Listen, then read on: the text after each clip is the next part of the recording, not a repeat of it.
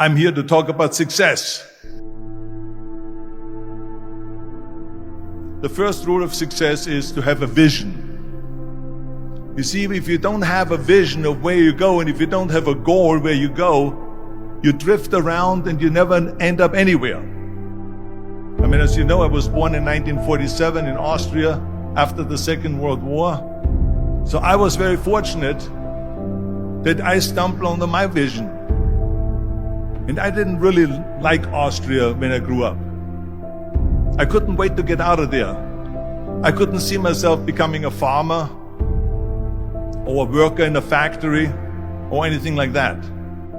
Even though my parents wanted me to stay there and have a normal life.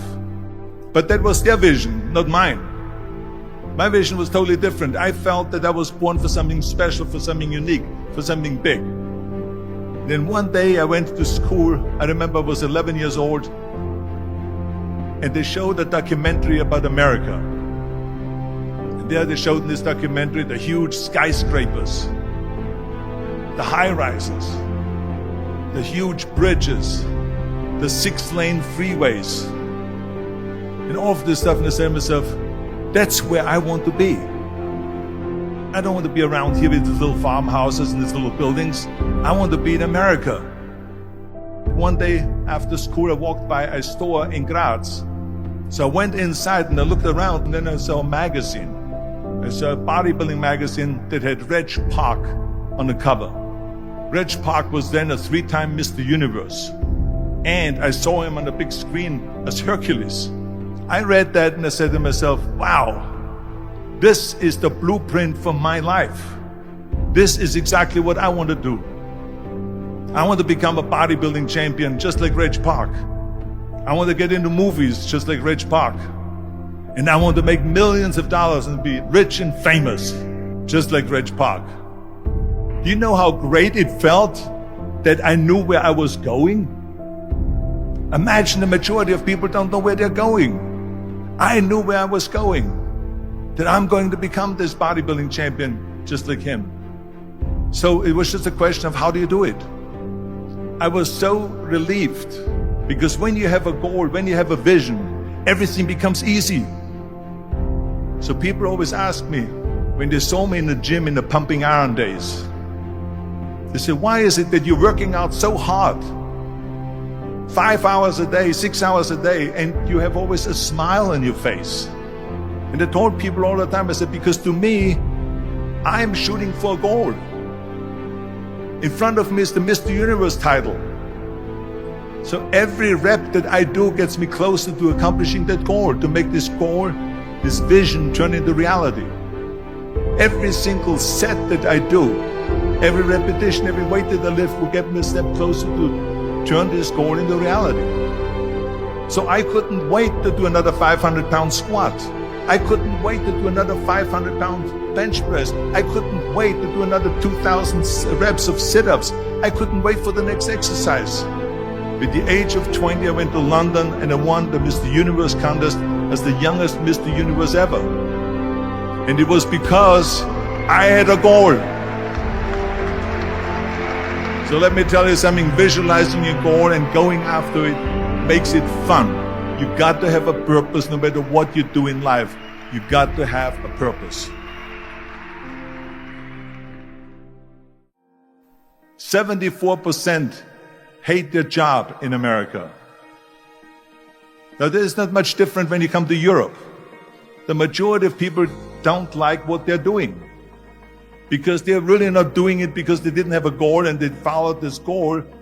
They just aimlessly drift around, and then all of a sudden there's a job opening, so they get that job because you have to work. But then when you work, it's a chore.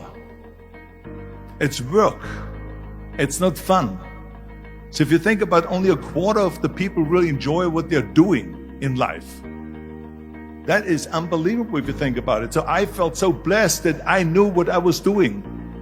It's like a medical student that studies and knows he wants to become a doctor. You know where to go. And the same thing is also in politics. I remember that in politics, I had a very clear vision that I will be the leader of California. That's as far as I could go because I was not born in America, so I could not run for president. So being the governor of the fifth largest state,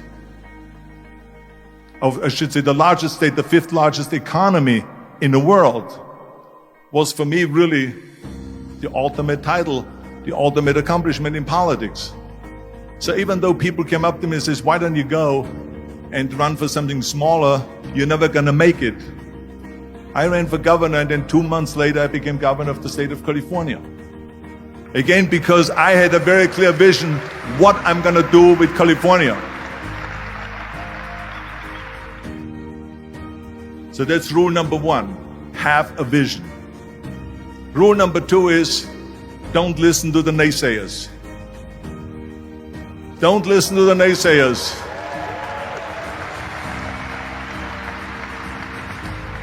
Everything I ever did, the thing that I heard out of people's mouth was, that's impossible. That can't be done. Or no. That is exactly what I heard, and of course I proved to the people that it can't be done. So whenever someone said to me, it can't be done, I heard, it can be done. When they said no, I heard yes. And when they said it's impossible, I heard, it is possible. I'm a strong believer of what Nelson Mandela said, that everything is always impossible until someone does it. Well, I'm going to be the one, I said to myself, I'm going to do it and I'm going to show it to them. Maybe it has never been done before. That's perfectly fine with me. But I'm going to do it. And I did not listen to the naysayers. It's all about the hard work that you put in. I said to myself, in bodybuilding, I worked out 5-6 hours a day. I'm going to do the same thing now for acting. And of course I went to college to study English. I studied the accent removal, acting classes, and all of this stuff all day long. I worked and I worked and I worked. And within a short period of time I made one movie called Hercules in New York, which of course went right into the toilet. But it didn't discourage me. I still had the same vision. And then all of a sudden I did Streets of San Francisco. I did Stay Hungry and Pumping Iron and The Villain. And then all of a sudden I was asked by Dino De Laurentiis and by Universal Studio to star in Conan the Barbarian. And after I did Conan the Barbarian, the director at the press conference said to the press, the director was John Milius. He said to the press, if we wouldn't have had Arnold, we would have had to build one. So think about that. The very body that they said can never be sold because the time is wrong. A few years later, I'm doing Conan the Barbarian, and it was the #1 hit at the box office when it came out in the summer of '82. Think about that. And the director says, if we wouldn't have had his body, we would have had to build one. So all of a sudden, my body became an asset, not a liability. And the same thing was with Terminator. After we were finished filming Terminator, Jim Cameron said to the press, if Arnold wouldn't have had that accent and talked like a machine, I think the movie wouldn't have worked. So think about that. The body and the accent that they attacked was an asset. But I didn't listen to those losers. I didn't listen to them at all. It's just the reality of it is that you cannot listen to the naysayers. So this is a very important lesson for all of you.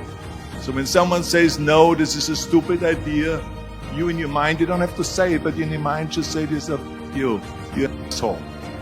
What do you know?